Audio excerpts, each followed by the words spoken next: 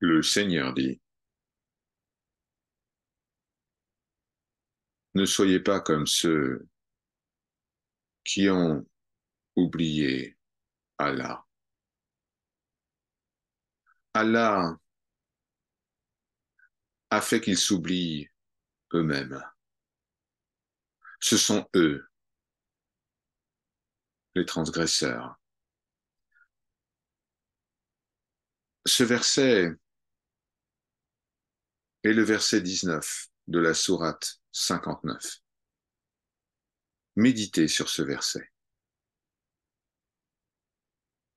Vous y trouverez une signification puissante. Celui qui oublie son Seigneur, eh bien le Seigneur lui fera oublier sa véritable nature. Il ne connaîtra pas sa propre réalité, ni ce qui constitue son bonheur. En fait, il oubliera ce qui constitue sa propre prospérité et sa réussite dans cette vie, dans toutes les vies. Ceci parce qu'il s'est écarté de la disposition originale de laquelle il a émergé. Il a oublié son Seigneur. Alors Allah lui a fait oublier sa véritable nature, ses qualités et tout ce qui conduit à son accomplissement, à sa purification et à son bonheur.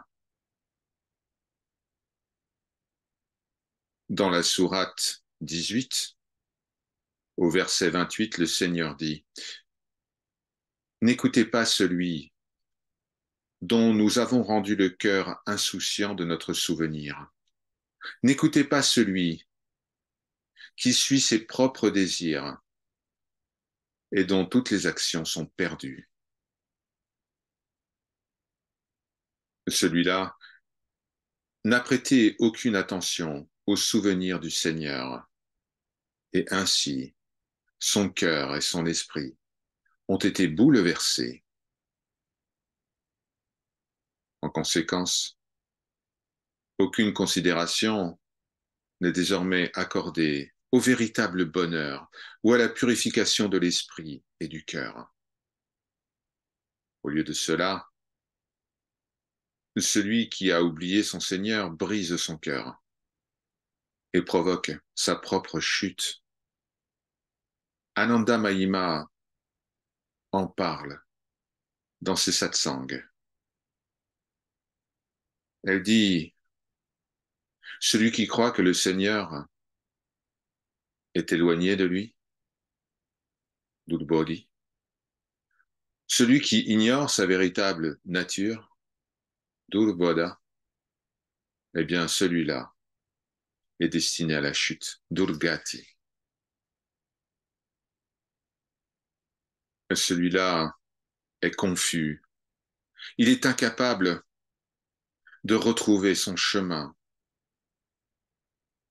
En vérité, la connaissance du Seigneur est l'origine de toute forme de connaissance.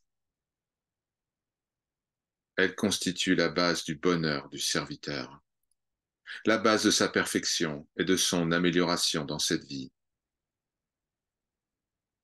L'ignorance, l'oubli du Seigneur nécessite l'ignorance de notre véritable nature, de ce qui constitue sa perfection, sa pureté. Ainsi, la connaissance du Seigneur est pur bonheur, et l'ignorance du Seigneur est au cœur de toute misère.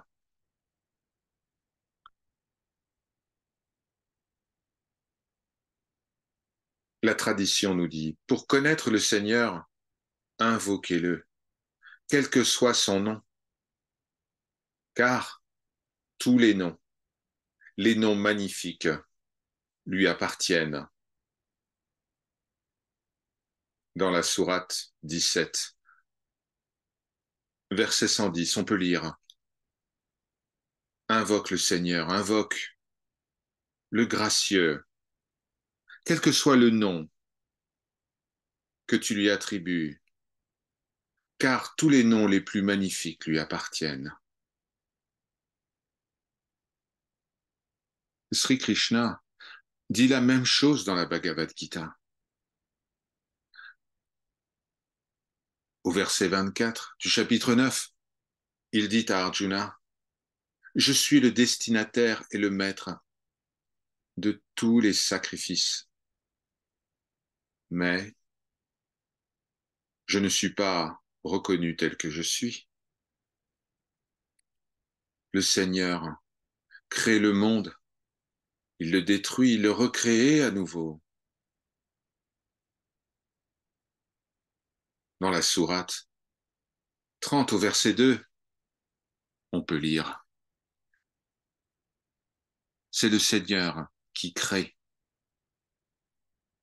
et c'est le Seigneur qui recrée après la destruction de la première création.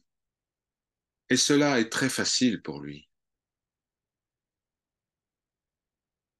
Krishna nous dit, au verset 7 du chapitre 9, tous les êtres, ô fils de Kunti, à la fin d'une ère, se résorbent en moi. Au début de l'ère suivante, je les fais surgir à nouveau. Oui. Connaître le Seigneur, c'est simplement se souvenir que le Seigneur est un, sans second. Il n'a pas été engendré, il n'engendre pas. C'est ce que nous dit le verset 1 de la sourate 112.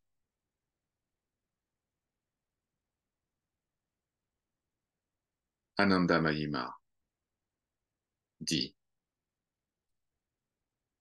le Seigneur est un, sans second. Ekam Brahma Vityanasti. Par la grâce du Seigneur. Om Shanti, Shanti, Shanti.